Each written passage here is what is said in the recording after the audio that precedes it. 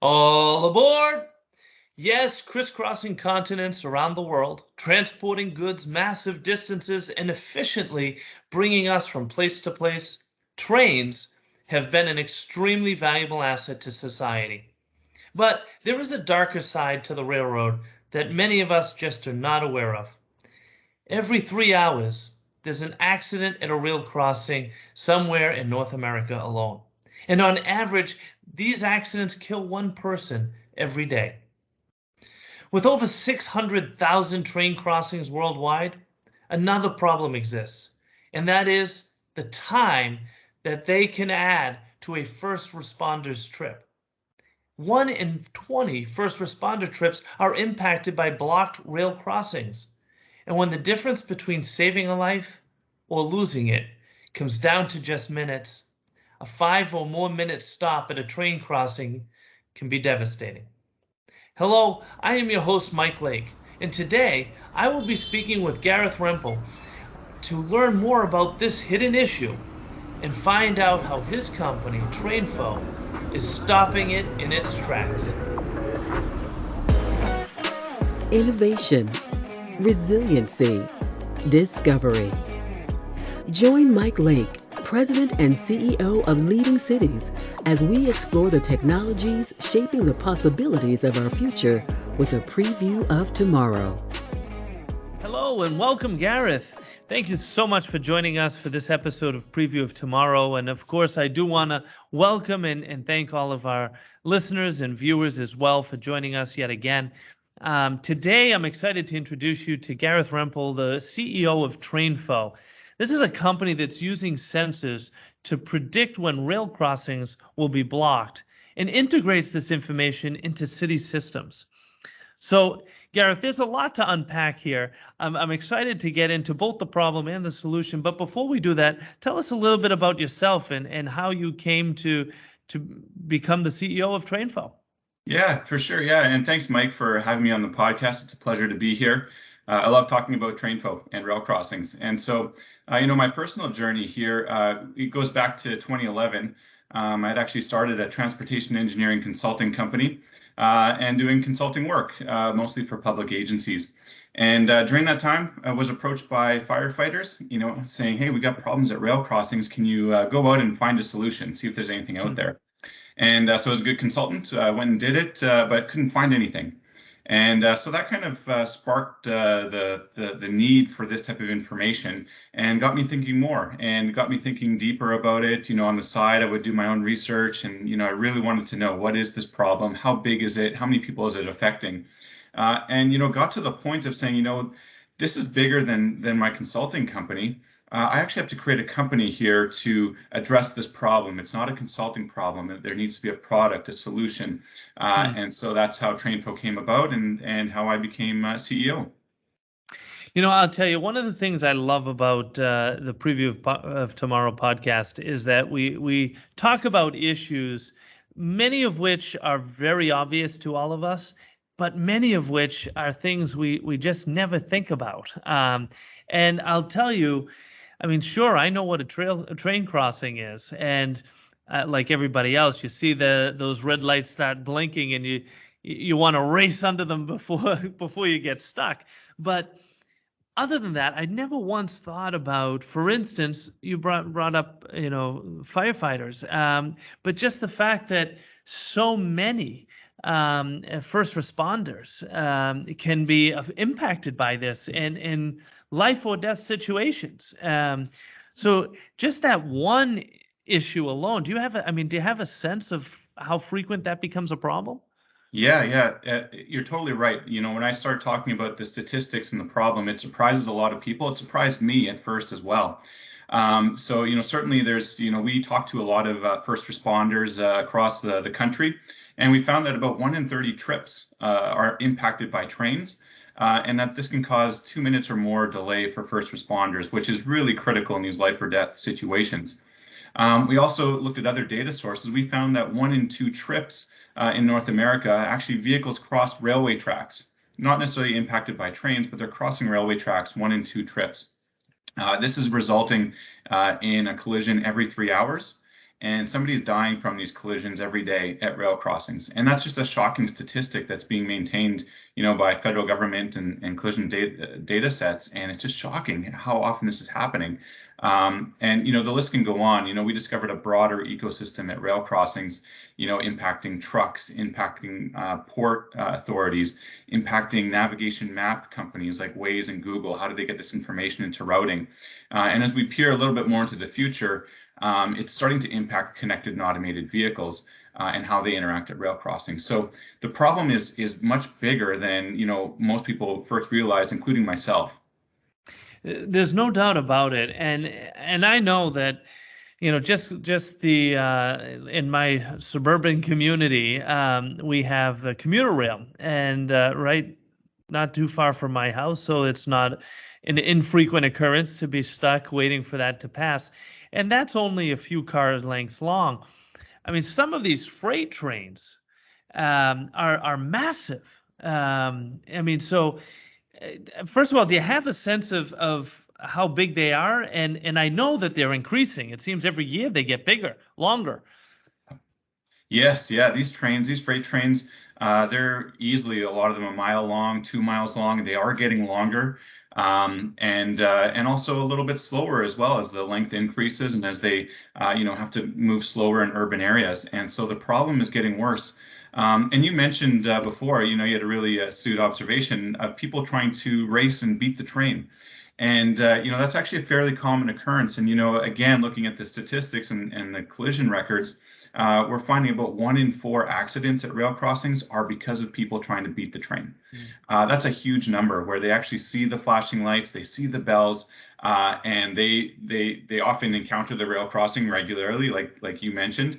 And they've been stuck at these crossings, sometimes for 20 minutes or longer. And so when they see the lights flashing, or even before that, they just want to race and get past the tracks to avoid that delay. And what they really need is they need some information. How do they avoid that delay? Or how do they know that maybe this is just going to be a 2-minute delay? That, they don't have to race, they don't have to try to beat the train, they don't have to take a different route. And so that's the type of information that people are missing. Oh, it's such a good point. I mean, knowing that you're going to be stuck at a 2-minute delay is one thing. Knowing that it's going to be a 2-mile long train moving slowly through a residential area is an entirely different thing. And there's a huge risk, as you point out, of trying to beat it, especially when there's no reason to beat it. So that brings us, I think, to an important point, which is how many of these crossings exist, because it is happening in basically every community everywhere, right? Absolutely, yeah. Worldwide, there's well over 600,000 rail crossings. When we zoom into North America, it's 225,000 rail crossings. And like you mentioned, most communities have these features. Most of the early urban developments were around commerce centers, which were in early days connected by railroads, and so that's where communities were built up around these rail crossings, and they exist today. And so it's pervasive in nearly every community in some way or another. So let's now talk about, I mean, we've got a sense now of just how big a problem this is. And it's now that when I hear you talking about it, I wonder how any of us take it for granted or don't think about it, because it is right there in front of us. But that having been said, let's focus a little bit more on TRAINFO. What exactly is it that you're doing? Start there, and then we'll talk about the impact. For sure, yeah. And so, just going back a bit to the problem and to segue into the solution, often people do take it for granted. There hasn't been great solutions at rail crossings. It's kind of been, put in flashing lights, bells, and gates like you were talking about, and what many of us are familiar with.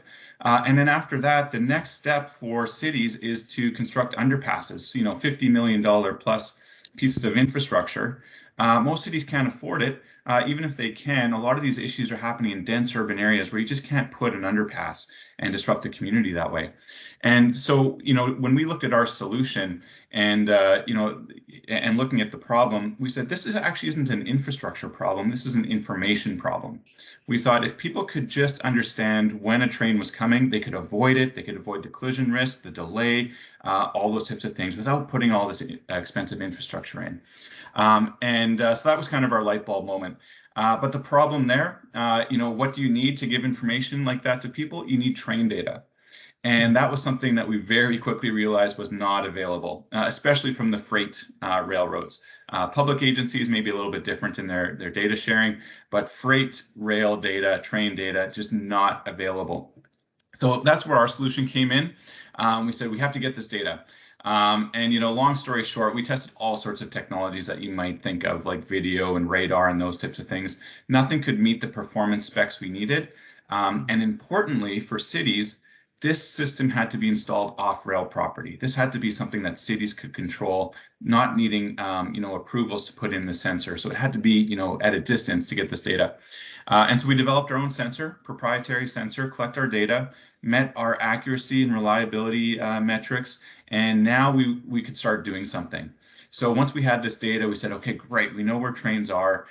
We have all this great data, but now we got to do something with it. And that's where, we started out simple with some basic type of analytics. And we quickly realized that this needs something more advanced. This needs machine learning. This needs AI. And so that's the software we started developing so that we could predict when rail crossings would be blocked up to 30 minutes before a train would arrive. And so from there, we have our data, it makes these predictions, and now we can send this data into roadside signs, we can send it into traffic management centers, emergency dispatch software, even apps. And now all this information can be available to, like I mentioned, city managers, drivers, first responders, trucks, you name it. It really is incredible. And just to wrap my head around some of this, you mentioned an important point about the sensor needing to be off property, essentially. And explain, I have my guess as to why that is, but I want you to explain a little bit further. Sure, yeah. So, the history there is mostly between railroads, which are privately operated, the freight railroads. That's usually what the context I'm talking about. So a private freight operator and a public government agency. And, I don't want to say anything ill about railroads. We have good relationships with the railroads. They're incredibly important to our economy, to our society. Absolutely. They do a lot of good. But at the same time, the ability for them to share their data, it's just not meant to be shared with government agencies, and there's a lot of difficulty in bridging that gap. And so that was obviously a gap that we saw. And so we came in and said, listen, instead of trying to cover this gap that we've been trying to fill for years now and just can't find common ground, we'll come in and fill it. We'll try to be sensitive to the issues that the railroads have about sharing train data, and we want to be responsive to the needs of government agencies. And we've been able to do that. We filled that slot. We've developed really strong relationships with railroads to try to make them comfortable with us and what we're doing. And we've developed these relationships with government agencies to give them the information that they need and kind of sit there in the middle, but still be off rail property. So give us a little sense of what this actually looks like, where it gets installed, how many of them you need, and either in a single community or globally for that matter. Yeah. So first, kind of what this would look like. So we, our train sensor, what the visual that resonates for most people is it's kind of like a shoebox on a pole. It's kind of what it looks like. And so our train sensor is that box. It gets installed within 100 feet of a rail crossing. And you switch it on and it starts collecting data, and it has a cellular connection that communicates to our cloud servers. So that's what it looks like physically. And then, in our cloud, we have all the software that goes on. Then we, like I mentioned, we have application programming interfaces or communication between our cloud and a sign and all the different uses. And so that's really what it looks like if you were to observe the system from the outside. In terms of how many of these sensors and the network that's needed, it's really community dependent. How many rail crossings do you have? How complex is the road network? How complex is the rail network? What type of rail activity do you have? Sometimes it's just a train that goes straight through. Sometimes you have a rail yard where you got trains that are going back and forth. And I think a lot of people have seen that, right? The train's moving slowly, it stops, and then it backs up, right? And so it depends on things like that. But generally, what we're seeing is a city, will need, to get information for between 5 and 25 crossings. And we haven't always seen a correlation with city size and the number of crossings. Sometimes it's a really small community that just has 20 crossings, and sometimes it's a really large city that has been able to have a lot of underpasses, and they might only have a handful. So that's a sense of scale. I think when we talk globally, we've done our assessment, and we can see, close to 350,000 rail crossings globally that would need this information to support the types of applications that we provide. And the real customer, although not the end user, is the city itself. Is that a fair description? Today it is, yeah. Today it is, so that would be who would purchase our sensor. They would purchase our software. They would integrate our information into their existing systems. Obviously cities have all sorts of traffic management software and services like that. We integrate and kind of fit into there. But you're right, that's who purchases it today. And you had made mention of things like Wise or Google or whatever that we all use now to get from point A to point B. Are there existing integrations there as well? Yes, so we're, from a technical perspective, yes. So we've been working with Waze and Google and others like that for a number of years to make sure that the technological side is covered. What they really need is they need much more scale, right? And we're a startup company. We're just getting our sensors deployed. They said this is great information. We'd love to put it into our apps. But we want to be able to provide this to the big cities and a broader footprint. And so they said, yeah, you know what, we can do this, but let's keep talking. Once you have that critical mass, let's turn the switch and let's get going. That's great, really exciting. So that leads me to my final question: is envisioning a world where those 350,000 rail crossings have your sensors collecting that valuable data. What does that mean? What does it mean for, the average person? What does it mean for that community? What does it mean for all of us? Yeah. And I think, looking out in the future and kind of looking at an arc and different time frames in the future, I think, in more the shorter term, the next 3 to 10 years, this looks like safer rail crossings. This looks like more intelligent routing. This looks like time savings for drivers and for people who they got an important meeting to get to, and it's that rail crossing that they only get stopped maybe once a month, but this was the time, right? An important time, or as parents wanting to get to pick up their kids or go to their activities. There's all sorts of things where 10 to 20 minutes of travel time delay can really have a big impact, not to mention all the first responder issues. I think when we start peering even more into the future and think about connected and automated vehicles, this becomes a very critical piece of it. Like I mentioned, 1 in 2 vehicle trips today cross railway tracks. When these vehicles become automated, that stat will probably still hold. And how can these vehicles interact with rail crossings? Certainly, they have all sorts of sensors and that type of thing.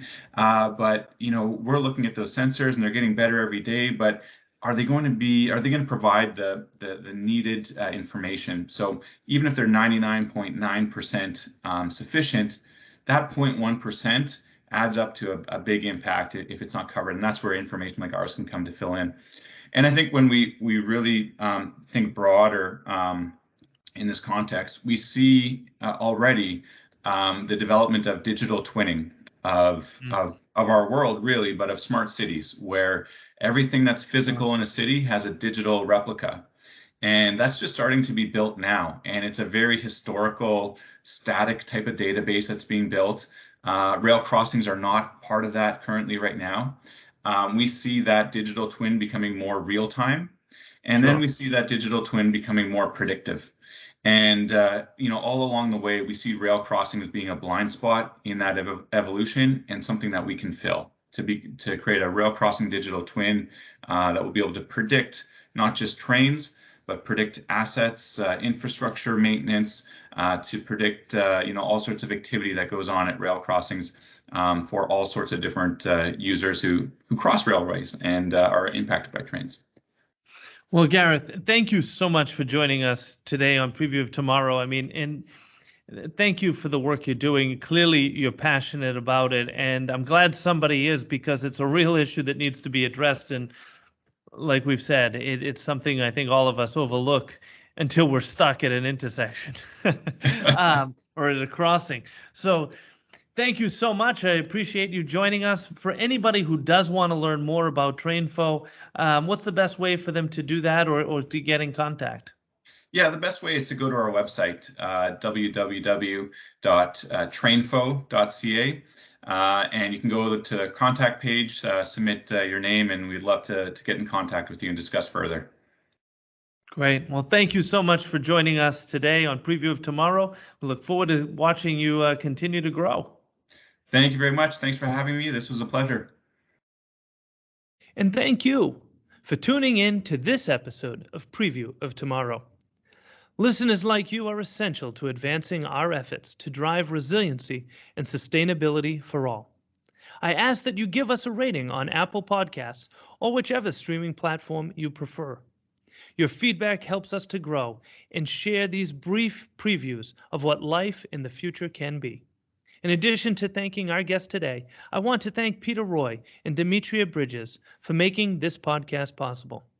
If you enjoyed this episode, please subscribe and encourage others to also join us each week in previewing the possibilities of tomorrow.